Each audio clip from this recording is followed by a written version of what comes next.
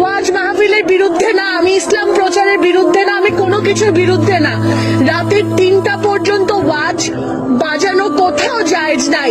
Number 2 কথা, আপনারা এখানে ওয়াজ করছেন, এখানে যতটুকু কথা, আমি একটা মেয়ে হয়ে যদি আমার কথা এখানকার সবাই শুনতে পারে, কেন আপনি ওখান থেকে কথা বললে এখানকার মানুষ শুনবে না? এই মানুষগুলো আপনার দাওয়াত শোনার জন্য আসছে, ঠিক না?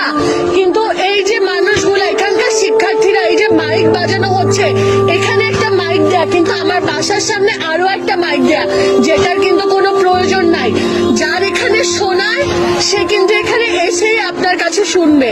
আমার এটা নিয়ে কোনো সমস্যা নাই, কিন্তু আমি আমার সমস্যার কথা 999 জানাইছি, আমি আমার প্রক্টোরিয়াল বডিতে জানাইছি, আমি পোস্ট করছি। কোথাও না হয়ে আমি একা একটা মেয়ে আজকে এখানে এসে দাঁড়াইছি আপনার কাছে।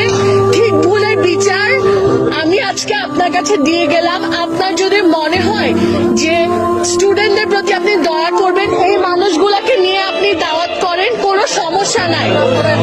আপনাদের কারোর বিরুদ্ধে আমার কোনো অভিযোগ নাই।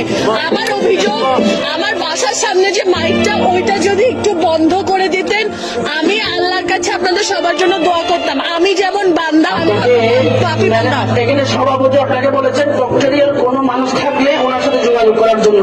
এই বিষয়ে আপনি আর কথা না বললে আমরা আপনার কাছে কৃতজ্ঞ থাকবো।